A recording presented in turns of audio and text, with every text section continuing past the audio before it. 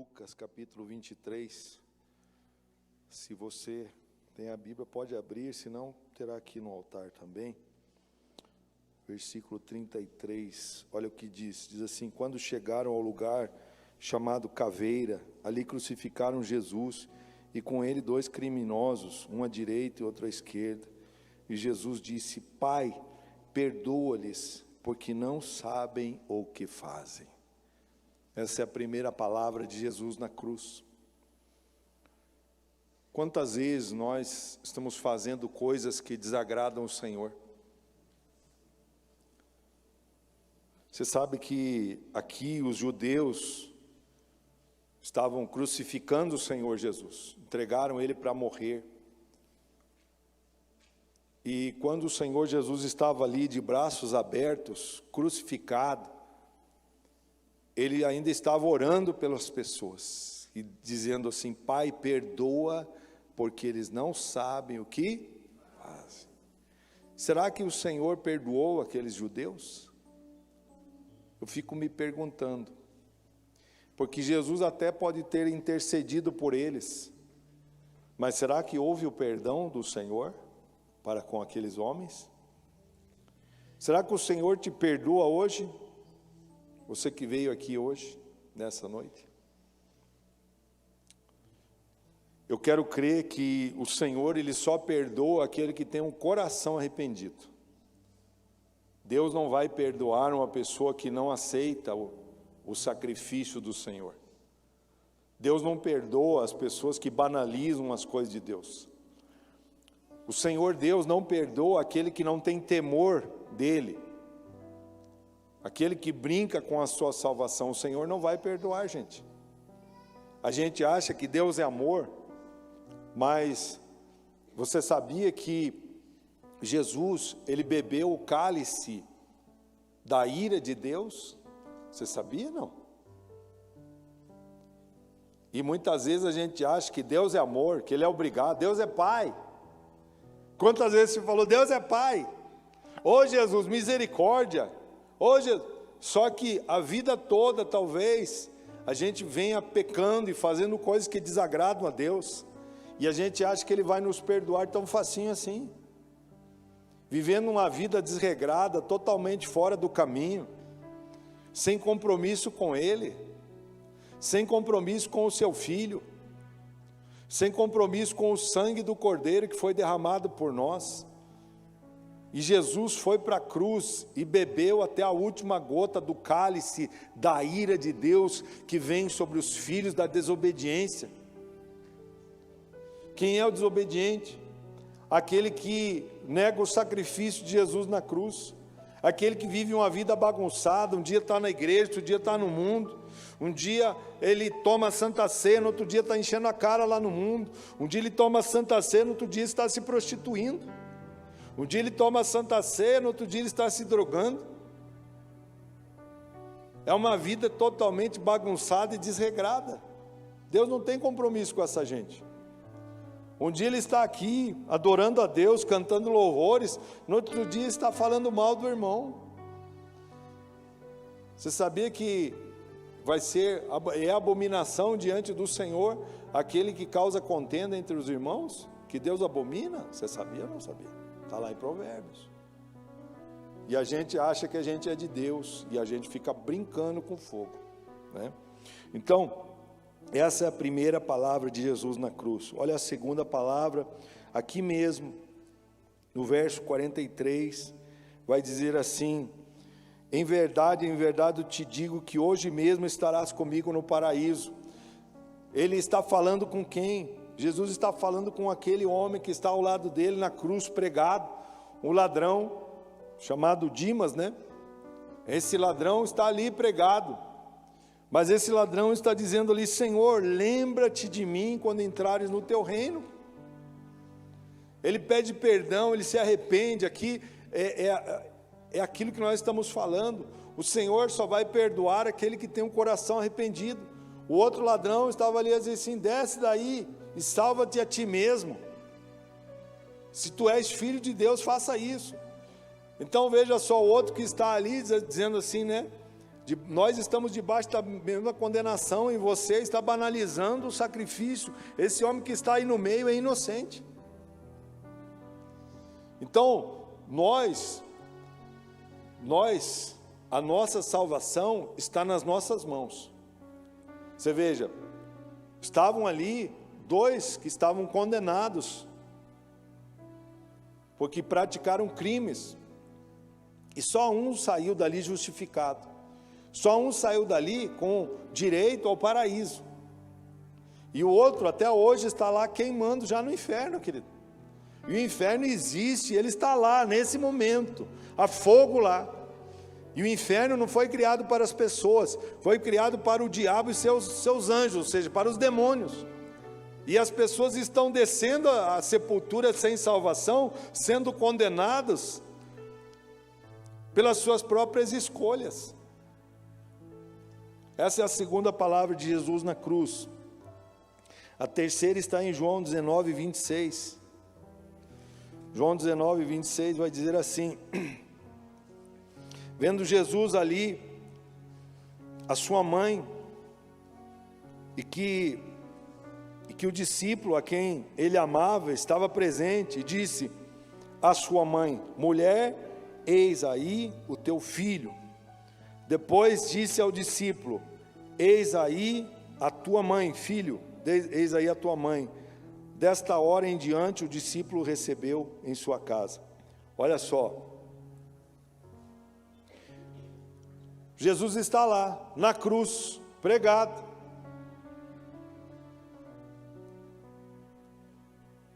Ele está lá pregado.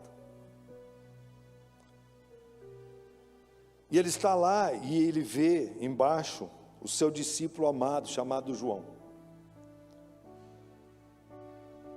E a mãe dele está lá embaixo. Só que ele não se refere à mãe como mãe. Ele diz assim: mulher, eis aí o teu. Ele não está falando para ele. Ele não está apontando para ele, até porque Jesus não pode apontar, ele está cravado na cruz. Ele está dizendo assim: mulher, eis aí o teu filho. Filho, eis aí agora a tua mãe. Então ele não se referiu, porque Maria não é a mãe de Deus, amém, gente? Mentiram para vocês. É uma questão de interpretar o texto. Mulher, eis aí o teu filho. Ele não está falando, ele não se refere mais a Maria como mãe, porque quem está ali na cruz é o próprio Deus encarnado. O Deus encarnado não tem mãe. Nossa, pastor, vivi debaixo de uma mentira a vida toda. Pois é, mas graças a Deus que você acordou agora. Mulher, eis aí o teu filho. Filho, eis aí a tua mãe. Agora Jesus se preocupa com a mãe dele, no caso, a mãe que o criou, a mãe que o gerou, e ela, para não ficar desamparada agora, porque aquela época lá, gente, não tinha INSS não para cuidar da mãe, não tinha pensionista não do INSS, não existia isso não. Sabe o que existia?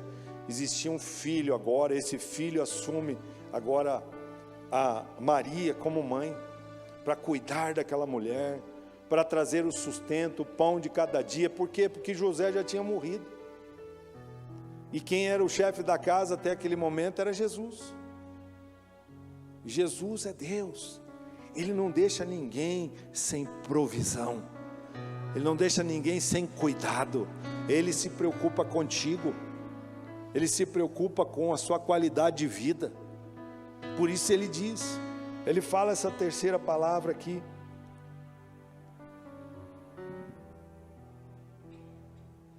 Agora, vamos para a quarta palavra, que está lá em Mateus capítulo 27.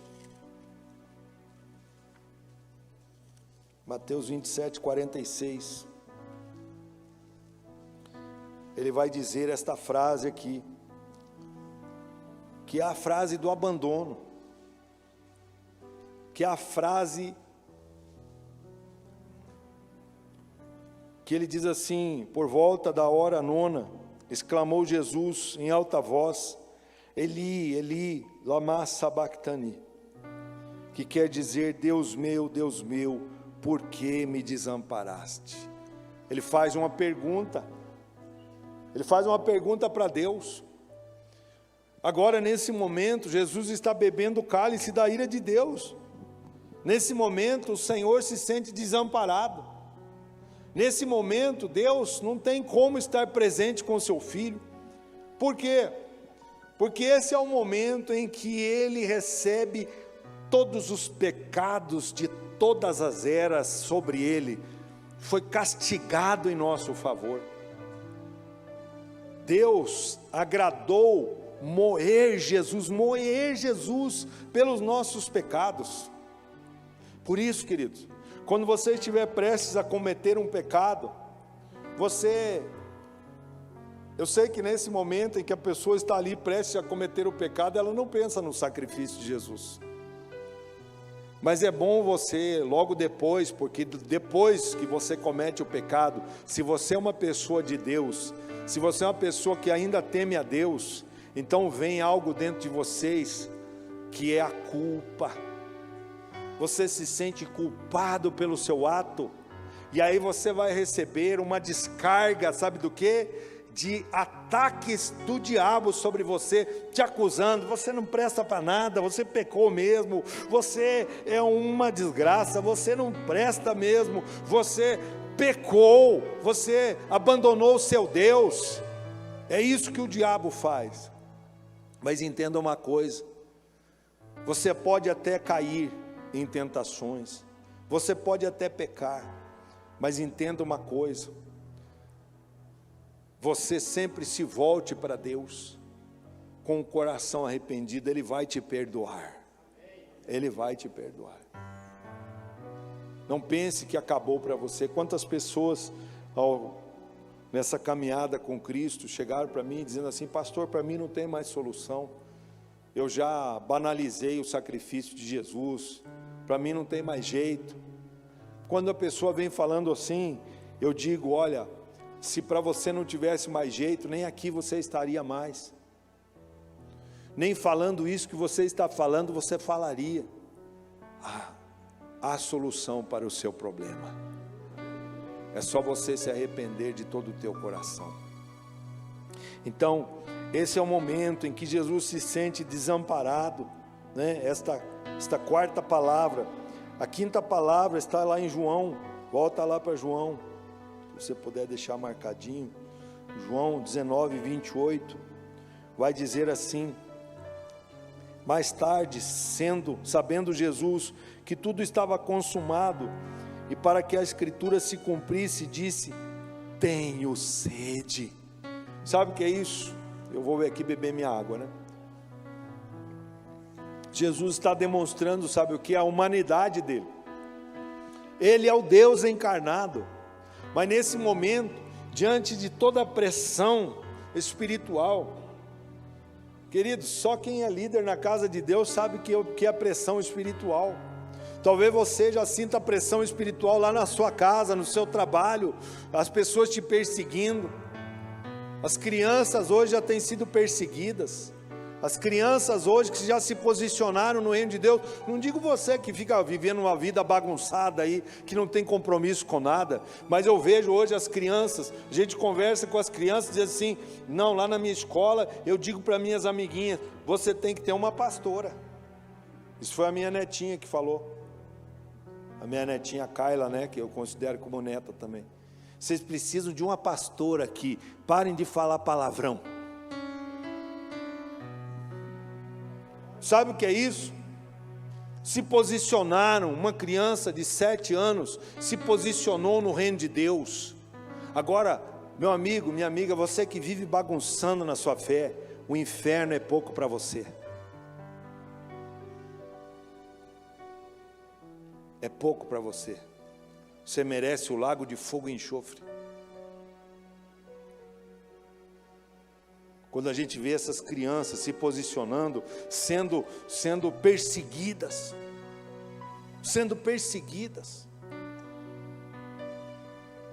Nós estávamos numa praça no domingo passado e levamos a Kayla, a Liza, que são minhas sobrinhas netas, junto com com a Ágata, que é a minha neta, junto com mais a filhinha do Serginho, com a Maiara, que é a Alice, e uma menina começou a brincar com elas e tal, e uma errou um moranguinho e tal, e começou ali uma discussãozinha e tal. A Rita, não, deixa para lá, qualquer coisa te magoa, qualquer coisa faz você criar uma raiz de amargura dentro de você. Se te olharem torto, você diz assim, não leva o desaforo para casa. Por isso que sua vida está uma desgraça, porque você não leva desaforo para casa, mas você não tem coragem de desabafar, de dizer aonde a pessoa errou. Então você guarda isso para dentro de você, e aí você cria um monte de demônios dentro. Aquelas crianças começaram ali e tal, daí a pouco chegou uma mulher meio idosa assim, e começou a encarar a Rita, e começou a dizer algumas bobagens ali. Eu falei assim, opa, olha o bicho aí, ó, chegou o Satanás, chegou. E eu falei assim, eu não acredito no que eu estou vendo. A mulher saiu daqui, as crianças estavam mais lá longe, brincando, né? E aí a minha netinha foi lá dizer assim, ó, vamos lá procurar o moranguinho que você perdeu, porque elas são determinadas também. Você tem que ir lá ajudar a gente a procurar o moranguinho. A mulher foi lá com as crianças e tomou a estatura de criança também, e começou a xingar essas crianças de tudo, de tudo. Ah, o avô foi lá, aí mexeu com minhas netas, mexeu comigo, né? Você tem que se posicionar também. Falei assim, a senhora é só uma ignorante, a senhora se colocou na medida de estatura dessas crianças. A minha esposa daí foi lá ainda dizer assim, ó, agora a senhora vai pedir perdão, porque elas voltaram assim num pranto, gente, vocês não entendem. Elas voltaram chorando, parecia que tomaram uma surra, porque aquela mulher falou palavrões, e depois no carro, né, elas falaram assim, olha, ela falou um monte de palavrão, vô, eu nunca vou falar esse palavrão que ela falou para nós. E a Laisa, que é mais, ela falou assim, pois eu vou pegar aquela mulher assim, eu vou dar na cara dela, vou dar na cara dela.